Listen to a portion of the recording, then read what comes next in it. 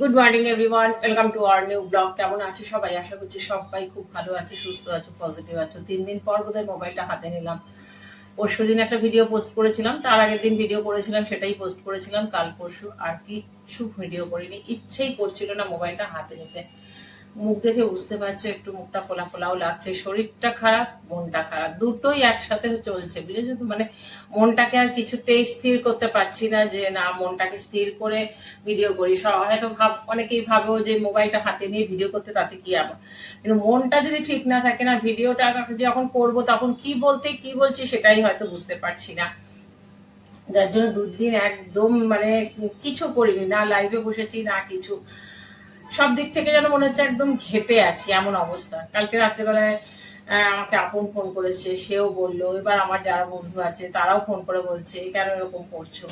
কে জানে, জানি না কেন করছি, কি কেন, মানে কিছু বুঝতেই পারছি না কেন এরকম করছি। মানে খুব মানে এত একটা সমস্যার মধ্যে পড়ে গেছি না। 2 দিন মানে 7-8 দিন হয়েছে ঘটনাটা, কিন্তু এখনো পর্যন্ত সেটা আমি কনফার্ম কিছু হতে পারছি না। যার জন্য না মাথায় আর কোনো কাজ করতে পারছি না, তার জন্য কিছুই ভালো লাগছে না।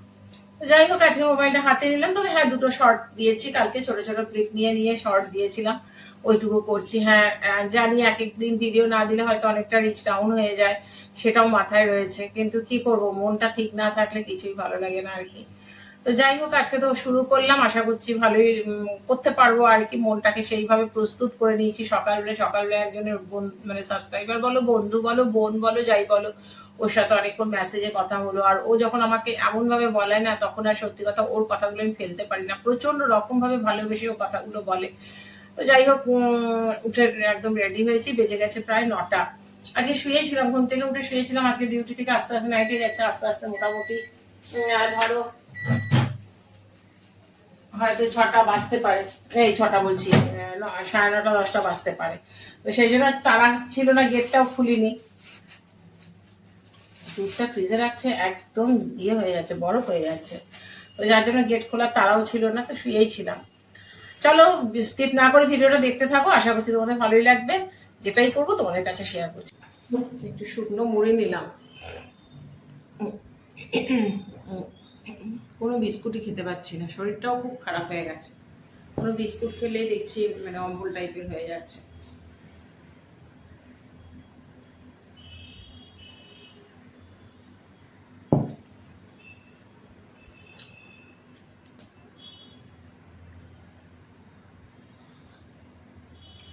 আর 2 দিন ধরে ওয়েদার বাপরে, মেঘ করে আছে, সেরকম ভাবে বৃষ্টি যে হচ্ছে সেটা না, তেমনি গরম লাগছে। কালকে এতগুলো জামা কাপড় কেচেছি আমি, একটা পাট বেড়েছিলাম, সেটা এখনো পর্যন্ত শুকায়নি। এখন দেখি সকালবেলা যদি শুকিয়েছে ওগুলো এনে আবার মেশিনে একগাদা কাপড় রয়েছে।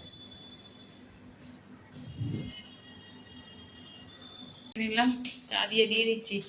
বললাম দুধ আছে, দুধ দিয়ে খেয়ে নে। না, দুধ দিয়ে খাবো না। ও যে কি ভালোবাসে চা দিয়ে পরোটা, চা দিয়ে বাবাই গোল, চা দিয়ে পরোটা, চা দিয়ে পাউরুটি। আমি বললাম দুধটা আছে, দুধটা গরম করে দিয়ে দুধ দিয়ে খাবে না। মেরে ভাজ করতে করতে যেন পাগল পাগল লাগে। এক এক জায়গা থেকে নেবে, এক একজন পড়বে এক এক জায়গা। বিশেষ করে আমার ছেলে, মানে এই কালকে আলমারি ধরলাম, আজকে আবার আলনায়, মানে ভর্তি জামা কাপড়। মানে এই আলনা ভাঁজ করতে করতে আর আলমারি গোছাতে গোছাতে যেন জীবন আর্ধেক হয়ে যায়। আর আমার বিরক্ত লাগে এই কাজগুলো করতে। আজকে গুছিয়ে রাখবে তো, দেখবে আবার 2 দিন পরেই তোমাদের দেখাবো। এই গোছাবো, আবার দেখবো ঠিক আসছে, খুলছে। আমার বিশেষ করে আমার ছেলে ওপরটাকে টাঙিয়ে রেখে দেয়। সোয়াবিন আর ডিম ইয়ে করলাম, সেদ্ধ দিলাম, সেদ্ধ দিয়ে এসে জানলাটা খুলে একটু বসলাম। ছেলে থাকলে কি, ছেলে এই ঘরটায় বেশি থাকে, তো আমি ওই ঘরটাতেই বেশি থাকি। পরশুদিনও খুলেই ছিলাম, এখন খুললাম। আর কি ভালো লাগছে, ওয়েদারটা এত সুন্দর না, দারুণ লাগছে। খোলার কারণ আছে, এখানে না হঠাৎ করে খুব আওয়াজ হচ্ছে। আমি কিসের আওয়াজ দেখছি, ট্রাক ভর্তি ইট এসছে, মনে হয় পেছনের পাঁচিলটা বড় করবে, কারণ সেদিনকে যখন ঢুকেছিল তখন পেছন দিক দিয়ে ঢুকেছিল, কিন্তু ওই জন্য বোধহয় পেছনের পাঁচিলটা বোধহয় আরো উঁচু করবে মনে হয়, সেই জন্য ইট ফিট এসছে। বলতে বলতে বৃষ্টি এসে গেল।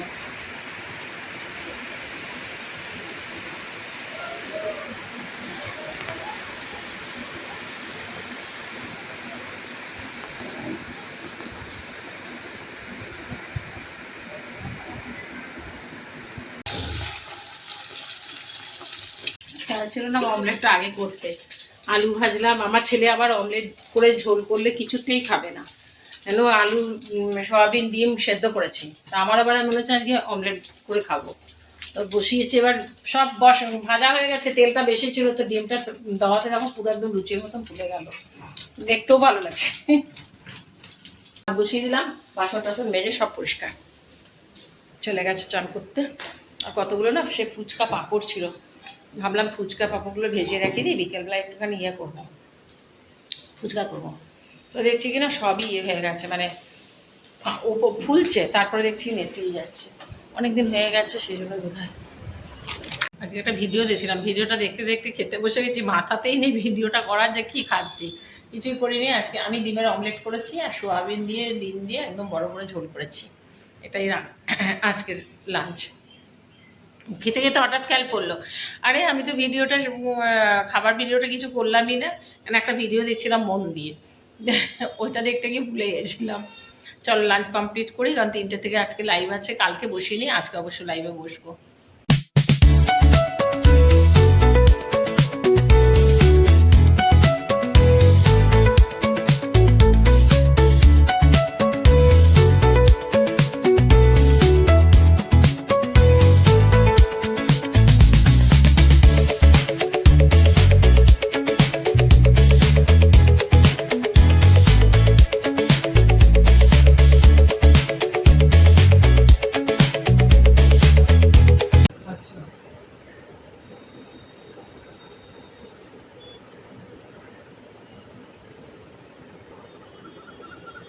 हाँ मतलब गली में घुसना है तो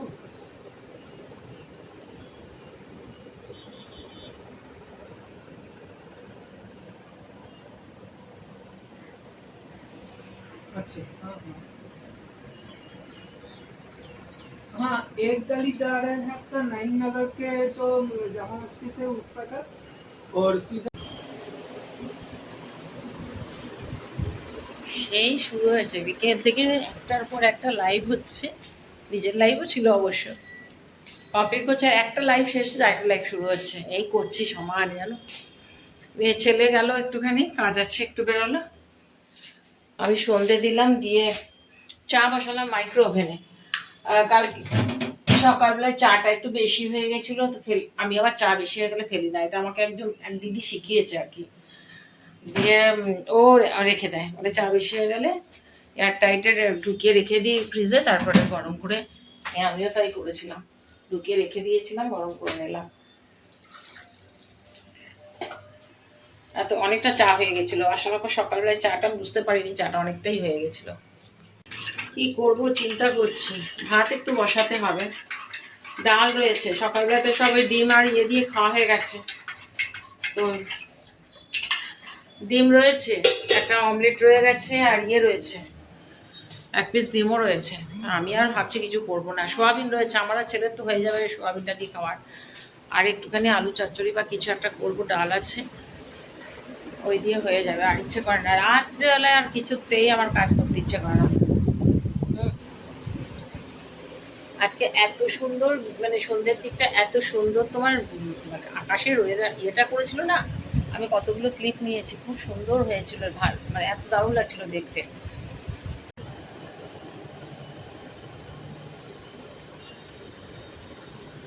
রাত্রির বেলা এত ভালো লাগে না আমার দেখতে। অন্য জিনিস চিন্তা করছি, একটুখানি যেন সাবু রয়েছে, সেই শিবরাত্রির দিন বোধহয় নিয়ে এসেছিলাম,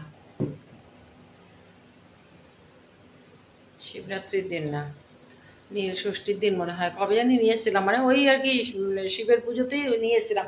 একটু সাবু রয়েছে আর একটু মুগের ডাল রয়েছে, আমি ভাবছি যে ওইটা একটু খিচুড়ি করে নিলে সাবু দিয়ে, ওটা কেউ খাবে না, আমি খাবো, আর আমার খুব ভালোবাসি খেতে ওটাও আবার ভাবছি যে দেখি কি করি। সুন্দর হয়ে গেছিল, কি সুন্দর ভালো আকাশ ছিল, ঝমঝমিয়ে হঠাৎ করে নেমে পড়লো, দেখো মানে হাওয়া দিচ্ছিল বেশ সুন্দর, জানলা খোলা ছিল, ভালোই হাওয়া দিচ্ছিল, মানে কিছু বলার নেই। বলো, ছেলেটা গেছে, আমি জানি না কতক্ষণে আসবে, 3টের থেকে নিজের লাইভ হয় 4টে পর্যন্ত, আজকে তো 1 ঘন্টা করিও নি, তারপর থেকে এক একজনের এক একটা লাইভ চলছে, আর আমায় বসে বসে গল্প করছি লাইভে, জানো কি করে বিকেলটা মানে দিনের বেলা যাও ভিডিও করতে পারি, যে রাত মানে বিকেলের পর থেকে আর ভিডিও করার মতন সময়টাও পাই না আর ইচ্ছেও থাকে না, একটার পর একটা লাইভ চলতে থাকে। 10টা বেজে গেছে, ছেলের খাবার দিলাম, দিয়ে পরে ইয়ে করলাম, এক গাদা বাসন জমেছিল সব মেজে দিলাম। সব বাসন টাসন মেজে না হলে হয় কি বলতো, এখন আমি যদি না মাজি আবার সেই 11টা 11:30 হয়ে যায় লাইট থেকে উঠে, তারপরে ড্রেস ট্রেস চেঞ্জ করে বাসন মাজতে অনেক ইয়ে হয়ে যায়। আর সব বাসন ছিল, কড়াই ফ্রাই প্যান সব গরম করলাম। সকালে সোয়াবিন ছিল, ছেলে সোয়াবিন দিয়ে খেলো, সোয়াবিন আলুর ডিম ছিল, ওটা একটুখানি আলু সেদ্ধ করলাম, আমার ছেলে যদি খায় সেই জন্য করলাম, একটু পেঁয়াজ তেল দিয়ে মাখলাম, ওর খাওয়া হয়ে গেছে। আর আমি এখন নিয়ে বসেছি, আমি বললাম যে না সেদ্ধ ভাত খাবো, সেদ্ধ ভাত আর ডিমের অমলেট নিয়েছি, এখন খাওয়া হোক, কারণ হাতটা ধোবো, আর কিছু কাজ নেই, বাসন টাসন সব মাজা হয়েছে, এবার খাওয়া দাওয়া কমপ্লিট করে লাইভে বসবো।